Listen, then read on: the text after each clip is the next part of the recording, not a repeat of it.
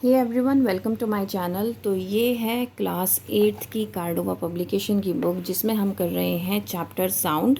और ये है हमारा चैप्टर नंबर 13 जिसका हम लास्ट पार्ट आज करने वाले हैं। सो दैट इज़ नॉइज़ पॉल्यूशन से हम पढ़ेंगे और यहाँ तक मैंने कल आपको करवा दिया था। Then noise from any source that causes disturbance or discomfort of any kind in the environment is called noise pollution।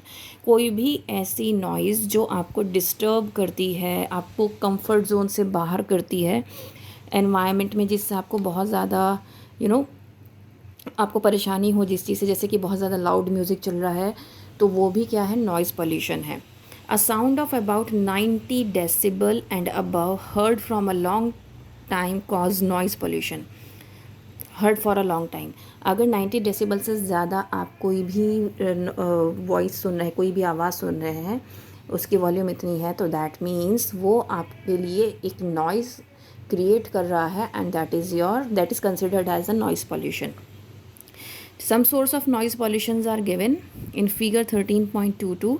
सो कौन कौन से होते हैं? मूविंग ट्रेन की आवाज़ बहुत ज़्यादा होती है, लाउड म्यूज़िक, क्रैकर्स, पटाखे जब छूटते हैं दिवाली पे, है ना, या फिर लाउड स्पीकर जब चलते हैं तो उनकी आवाज़ बहुत ज़्यादा होती है। अगर आप वहाँ पर खड़े होते हैं तो वो आपके लिए आपको बहुत ज़्यादा बुरी लगता है, कानों की इतनी तेज़ आवाज़ कानों के पास आपको बहुत बुरी लगती है। So that is the noise pollution. Noise pollution can lead to many health hazards. अगर नॉइज़ पॉल्यूशन रेगुलरली आप फेस कर रहे हो तो आप बहुत सारे हेल्थ इश्यूज़, कंसर्न्स आ सकते हैं, जैसे कि it causes nervous tension, irritation, year एक, हेड एक एंड हाई ब्लड प्रेशर। तो ये सारी चीज़ें आपको हो सकती हैं अगर आप नॉइज़ पॉल्यूशन मतलब इन लाउड स्पीकर्स और इनके साथ रेगुलर रहते हो। तो it may cause lack of concentration in work और studies. So lack of concentration भी रहेगा, क्योंकि जब आपको कहीं ना कहीं पेन रहता है ना, तो आपका कॉन्सेंट्रेशन ना किसी भी चीज़ में लगता नहीं है, ठीक है। Loud music during night disturbs our sleeps also. So इसीलिए कहा जाता है, यहाँ पर दिल्ली में तो है कि रात को 10 बजे के बाद 11 बजे मैक्सिमम है, उसके बाद आप कोई भी म्यूज़िक आप नहीं चला सकते। Prolonged exposure to high level noise can affect the eardrum, may lead to temporary or even permanent loss of hearing। अगर आप लंबे समय तक इस तरह के समटाइम्स होता है ना कि कुछ लोग इस तरह के प्रोफेशन में होते हैं जहाँ पर उनके साथ इस तरह की तेज़ आवाज़ें उनको सुनाई देती हैं रोज़ाना के बेसिस पर, तो ऐसे में क्या होता है कि एक टाइम बाद वो अपनी सुनने की क्षमता खो देते हैं। Now measures to reduce noise pollution, वो कौन कौन से मेजर्स हो सकते हैं जिससे हम रिड्यूस कर सकते हैं नॉइज़ पॉल्यूशन को? To control noise we must control the sources of noise. सबसे पहले हमें सोर्सेज ऑफ नॉइज़ को कंट्रोल करना पड़ेगा, कुछ मेजर्स लेने पड़ेंगे ताकि नॉइज़ पॉल्यूशन को हम रिड्यूस कर सकें। So automobiles should be fitted with silencers and soft horn. So automobiles जितने भी होते हैं, जैसे कि आपकी बसेस, ट्रेन्स वगैरह जितने भी होते हैं, इन सब में साइलेंसर्स लगे होने चाहिए और सॉफ्ट हॉर्न्स लगे होने चाहिए ताकि वो हमारे कानों को नुकसान ना पहुंचाएं। The horns of motor vehicles should not be blown unnecessarily. कई बार ये होता है कि आप ट्रैफिक में खड़े हो, उसके बाद भी आप हॉर्न ब्लो करते रहते हो। क्यों भाई? जब तक आगे वाला नहीं चलेगा तो हम कैसे चल लेंगे, राइट? तो ये अननेसेसरीली आप अगर हॉर्न बजा रहे हो, दैट मीन्स वो भी आपके लिए नॉइज़ पॉल्यूशन है। और किसी भी साइलेंस एरिया वाला जो जोन होता है ना, वहाँ पर हमें हॉर्न को ब्लो नहीं करना चाहिए, हॉर्न नहीं बजाना चाहिए। You should not play radio, television and stereo system too loudly. जब भी आप रेडियो, टेलीविज़न या फिर आप गाड़ी में भी म्यूज़िक चला रहे हैं, आपने बहुत सारी गाड़ियों में देखा होगा कि बहुत ज़्यादा लाउड म्यूज़िक चल रहा होता है कि मतलब गाड़ी चारों तरफ से पैक्ड है, उसके बाद भी बाहर म्यूज़िक सुनाई देता है। तो दैट मीन्स जो गाड़ी के अंदर बैठे हैं लोग, उनको क्या फ़ील हो रहा होगा, है ना, उनके लिए कितना लाउड म्यूज़िक होगा। तो इस तरह का म्यूज़िक हमें नहीं प्ले करना है, हमें क्या करना है, वॉइस को कम रखना है, आवाज़ को कम रखना है। Airports and noise making factories should be shifted away from the residential areas of the city. ऐसा क्यों कहा गया है? एयरपोर्ट्स पर जो एरोप्लेन जब उड़ता है ना, तो उसकी बहुत ज़्यादा तेज़ आवाज़ होती है, ठीक है। और सेम कोई भी ऐसी फैक्ट्री जिससे नॉइज़ पोल्यूशन क्रिएट हो रहा है, जिसकी नॉइज़ बहुत ज़्यादा है, तो वो हमें हमेशा रेजिडेंशियल एरिया से, जहाँ पर घर होते हैं, उनसे दूर ही रखना चाहिए। The use of loud speakers at social and religious functions should be restricted. Social और रिलीजियस फंक्शंस के लिए जब लाउड स्पीकर्स यूज़ किए जाते हैं तो उसको रेस्ट्रिक्ट करना चाहिए, और कभी भी लाउड म्यूज़िक कार में नहीं चलाने चाहिए या फिर ड्राइविंग करते हुए इसे नहीं चलानी चाहिए, क्योंकि इससे क्या होता है, ड्राइवर का जो कॉन्सेंट्रेशन है वो हिल जाता है ड्राइविंग पे से, ठीक है, क्योंकि वो भी एंजॉय करने लगता है। Machines should be maintain in a good condition to reduce industrial noise pollution. Machines को हमेशा अच्छी कंडीशन में होना चाहिए ताकि नॉइज़ पॉल्यूशन क्रिएट ना हो।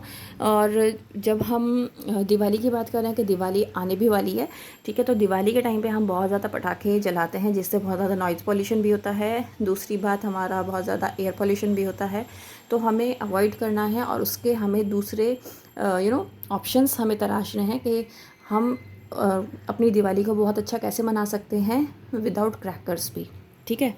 Now difference between noise and music. अब नॉइज़ और म्यूज़िक के बीच में क्या डिफरेंस होता है, कुछ पैरामीटर्स गिवन है, उन पैरामीटर्स के बेस पे हम देख लेते हैं।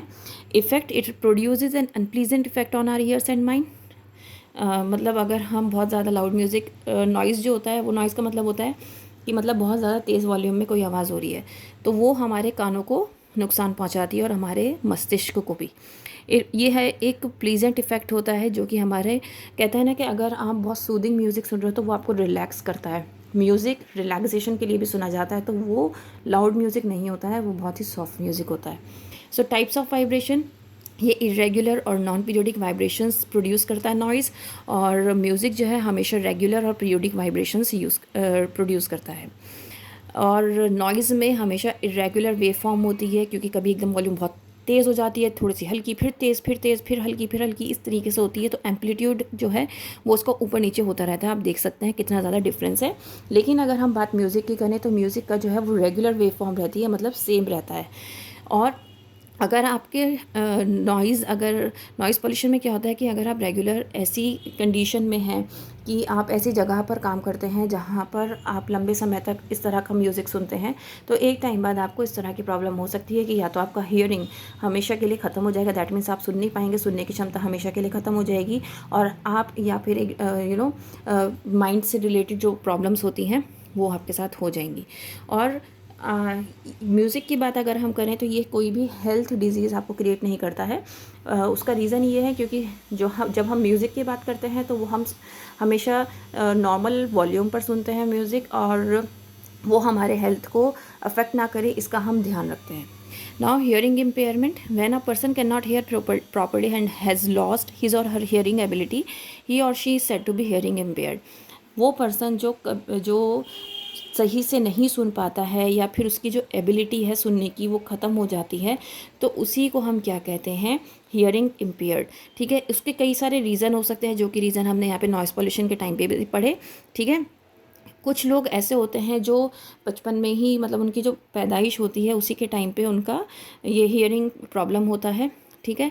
तो उसी को हम कहते हैं टोटल हियरिंग इम्पेयरमेंट, जिनको बाय बर्थ होता है। जो इस तरह के पर्सन होते हैं वो ज़्यादातर डेफ होते हैं, ठीक है, और वो साइन लैंग्वेज का यूज़ करते हैं, हैंड जेस्चर्स का यूज़ करते हैं कम्युनिकेट करने के लिए। पार्शियल हियरिंग लॉस कौन सा होता है, जो कि कभी हम बीमार पड़ गए या फिर कोई ईयर इन्फेक्शन हो गया या फिर कोई इंजरी हो गई, या फिर जब आप बूढ़े हो जाते हैं ना, तो ऐसे में भी आपके हेयर पर इफ़ेक्ट पड़ता है, मतलब आपके ईयर पर इफ़ेक्ट पड़ता है, जो हियरिंग लॉस हो जाता है, या फिर आप कह सकते हो कि आपको कम सुनाई देता है। ज़्यादातर हमने ये देखा कि जो बड़े बूढ़े होते हैं ना वो ऊँचा सुनते हैं ना, कई लोगों से आपने सुना होगा, तो उसका रीज़न यही है, इसको कहते हैं partial hearing loss. That means कि एक एज के बाद आपका जो हियरिंग क्षमता है वो कम हो जाती है, ठीक है। जो लोग इस तरह की बीमारी से जूझ रहे होते हैं ना, पार्शियल हियरिंग से, वो उनके लिए एक आती है डिवाइस, वो हम कान पे लगा देते हैं, उससे उनकी जो ये वाली चीज़ है ना, प्रॉपर सुनने वाली चीज़, वो वापस आ जाती है, वो फिर प्रॉपरली सुनने लगते हैं। तो ये जो टेक्नोलॉजिकल डिवाइस है ये मतलब ये आपके लिए पॉसिबल हो जाता है सुनना प्रॉपरली कि सामने वाला बंदा क्या कह रहा है। तो इस तरीके से हम अपनी लाइफ को इम्प्रूव कर सकते हैं by using these technological devices. तो यहाँ पर आपके सामने एक कॉन्सेप्ट मैप गिवन है रिवीजन के लिए साउंड का। तो साउंड हमने स्पीड के बारे में पढ़ा, देन हमने वाइब्रेशंस भी पढ़ी, जो इससे रिलेटेड टर्म्स थी वो सारी पढ़ी, देन हमने रिफ्लेक्शन भी पढ़ा, किस तरीके से रिफ्लेक्शन होता है, इसकी कैरेक्टरिस्टिक्स भी पढ़ी, कैसे ट्रैवल करता है ये पढ़ा, तो हमने ये सब चीज़ें जो पढ़ी हैं, अगर ये माइंड पे आपके दिमाग में बैठ गया तो आपको ये चैप्टर याद करने से कोई नहीं रोक सकता। आपको ये पता होना चाहिए हमने इसमें क्या क्या पढ़ा है। इसी तरीके का माइंड मैप आप ड्यूरिंग अपने जब स्टडी कर रहे हैं ना, उस ड्यूरेशन में आप अपने नोट्स प्रिपेयर करते वक्त भी बना सकते हैं। तो ये बहुत ईजी होता है फ्लो चार्ट्स को याद करना इन कंपैरिजन विद कोई पैराग्राफ उसको याद करने में मुझे लगता है कि बहुत टाइम लगता है, और फ्लो चार्ट्स आपके लिए ईजी हो जाता है याद करना। उम्मीद करती हूँ कि आपको समझ में आया होगा। If yes please like share and subscribe. That's all, thank you.